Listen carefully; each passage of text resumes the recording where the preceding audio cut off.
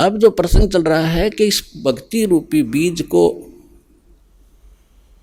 और इस फसल को वही परिपूर्ण करेगा जो इसके बारे में पूर्ण ज्ञान हो जाएगा जिसको। जैसे किसान खेती बोता है, हमारे हरियाणा क्षेत्र में नहर से सिंचाई की जाती है और गेहूं का फसल जो है सर्दियों में ही परिपक्व होती है।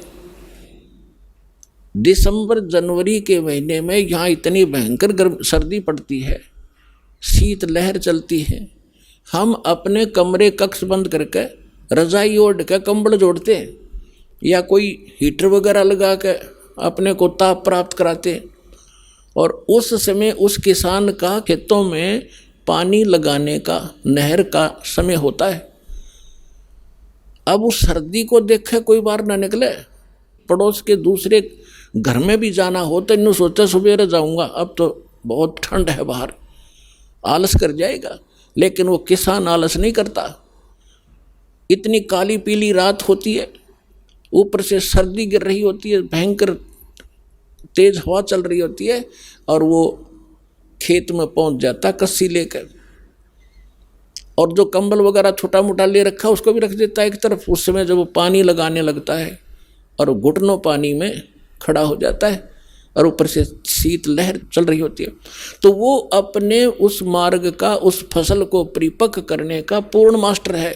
उसको ये मालूम है जब मैं आज आलस कर गया और सर्दी से डर के कमरे में बैठा रहा, पानी का समय निकल जाएगा, मेरी फसल सूख जाएगी, मेरे बच्चे भूखे मरेंगे और मैं निर्धन हो जाऊंगा। इसलिए वो सिर धड़की बाजी ला के, चाहे सांप काटो, चाहे कांटे लागो और चाहे नमुनिया हो, उस काम ने करके छोड़ेगा और सफल भी होगा। फिर खेत में काट के लाओगा भर के गाड़ी। तो पुण्यात्माओं, आप जिस समय इस मार्ग के ऐसे मास्टर बन जाओगे, उस समय आप देखना ये संघर्ष करोगे ही करोगे, चाहे कितना ही दुख हो। दुख तो माल्य के मार्ग में होता नहीं, लेकिन हम महसूस थोड़ा सा कर लेते हैं, परमात्मा फिर साथ रहता है। आप जब मालिक के लिए संघर्ष करते हो, वो कोई बालक थोड़ा ही है।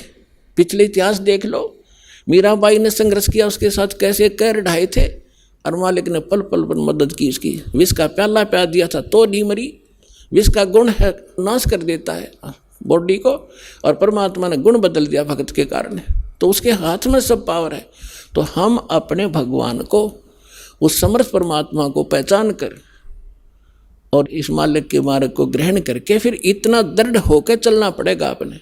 फिर सफलता देखियो, फिर इसका फल देखना, यहाँ भी सुख होगे और सतलोक में जाओगे सीधे जहाज में बैठ के। ये गारंटी देता है दास आपको।